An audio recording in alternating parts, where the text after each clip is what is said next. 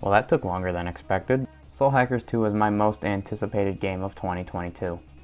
I was expecting it to be my #1 game of the year, and at first I was sure it was going to be, but after my hype for the game died down and I continued to play through it, my enjoyment of the game started to dwindle. I'm just going to say this now, Soul Hackers 2 is not a bad game at all, but as an Atlus fan, I've seen them do better, and for Atlus's first PS5 game, it was pretty disappointing.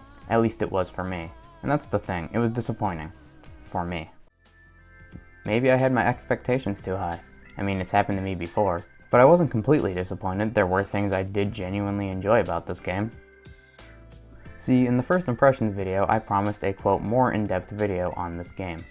But I never ended up making that video, and it's mainly because I've been so mixed on this game, and didn't know what to write about it. I've had discussions about this game with friends, hoping it would help me put my thoughts together so I could make that more in-depth video, but no matter how many times I tried to write the script, I wasn't happy with it.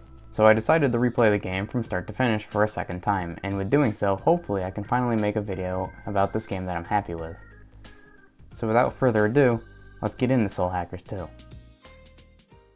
Soul Hackers 2 is a sequel that came out nearly 25 years after the original Soul Hackers. Yeah, and they wonder why it didn't sell as well as they thought it was going to. Anyway, the original Soul Hackers is not the most accessible Megaten game. The original release was on the Sega Saturn, then it was later re-released on the 3DS. Just like most Atlus games, you don't need to play the game that came before to play this one. Especially with this game. Soul Hackers 2 feels more like a reboot than a sequel to the original. The way soul hacking is performed is different, and the battle system is different. Just because it's different doesn't mean it's bad, so let's start with the battle system. I still agree with what I said in the first impressions video. I think the combat in Soul Hackers 2 is great. Soul Hackers 2 does not use the press system from the mainline games, or the One More system from Persona. Soul Hackers 2 has a Sabbath system. Enemies have weaknesses like in every RPG. Every weakness you hit adds to the counter at the top of the screen. After all your party members' turns are over, you will do extra damage. The more weaknesses you hit, the more damage this attack will do. Throughout the whole game, you keep the same 4 party members. But for the first time since Persona 2, I believe, each party member can use multiple different demons, meaning you can change the movesets of each character to whatever you need at the time. Since this is a Megaten game, you can still fuse demons together to create even better demons and pass on moves to them. While Demon Fusion isn't different from other Megaten games, the way you recruit new demons is different. In most SMT games, you have to start a battle, then start to talk to them. If you choose the right dialogue options, they'll join your team, or sometimes they ask for money or an item. In Soul Hackers 2, they simplified it. Now in a dungeon, you'll see a demon just sitting there. If you talk to them, they will ask for money or an item, then they'll join your party. Not super different, but they made it easier to understand. Now that I've mentioned dungeons, let's talk about them. The dungeons are boring. They're empty hallways with enemies in them. I think these dungeons are super disappointing, just comparing this game to other recent Atlus games like Persona 5 or Shin Megami Tensei 5. Persona 5 has some of the best dungeons in any RPG I've ever played, and while SMT 5 only has like 2 dungeons in the game, it also has big open areas to explore where you can find demons and all sorts of hidden items. Soul Hackers 2's dungeons are just boring in comparison. I know Soul Hackers 1's dungeons were also simple hallways, but the difference is that was a Sega Saturn game released in 1997 and Soul Hackers 2 was released in 2022. And what really made me not like the dungeon crawling even more is the Soul Matrix. In my first impressions video, I said something like, I hope most of the dungeon crawling doesn't take place in the Soul Matrix, because if it does, it will overstay its welcome. Well, it is where most of the dungeon crawling takes place, and yes, it does overstay its welcome.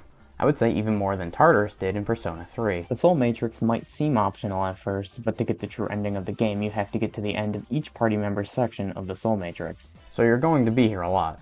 I know Soul Hackers 2 had a smaller budget than both Persona 5 and SMT 5, but they could have done something to make these dungeons more interesting. These dungeons are more empty than the dungeons in Persona 4. But even if the dungeons are boring in an RPG, if the story and characters are good and I'm interested in what's happening on screen, I won't mind if the dungeons are bad. Too bad I found the story in this game kinda boring. I usually suck at story summaries, that's why I usually make my videos about gameplay of a game and not so much the story. So I won't go super in depth about the story, but I want to talk about some elements of the story that I don't think are great. Like Ringo. Ringo was recently created, so they have moments where she doesn't understand everything about people or the world. Makes sense, right? But at the same time, she knows slang terms and also knows what rap is. I mean, she's an AI, and AI only learns from what people give it.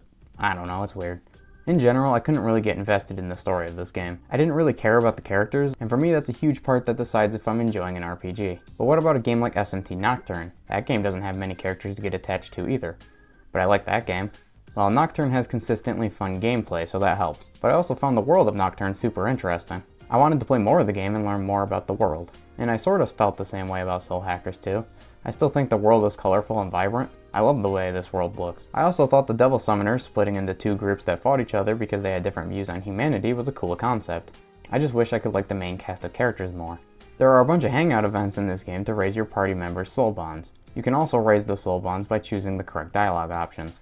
The higher the party member's soul bond is, the further you can go into their section of the soul matrix. And like I said earlier, you have to get to the end of each party member's section of the soul matrix to get the true ending. The soul bonds are here so we can learn more about the characters. Like I said earlier, I didn't really care about these characters, but I do like moments in RPGs that just let the characters talk for a bit. And I can imagine for people who really do like this cast of characters, these were some of their favorite moments. I guess the last topic to talk about is the DLC. I didn't buy it. I hate the Day 1 DLC stuff that Atlus has been doing in their recent games. I didn't buy the DLC for Royal or SMT5, and like I just said, I didn't buy any for Soul Hackers 2.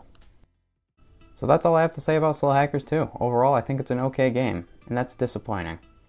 I will admit it was partially because I had my expectations way too high, but I was curious about what other people thought, so when I was done writing all of this, I decided to watch other people's videos on this game. And a lot of people had similar opinions as me. Most people think the game is just okay, and I can imagine for fans of the Devil Summoner series who waited nearly 25 years for a sequel, a game that's just okay was probably very disappointing.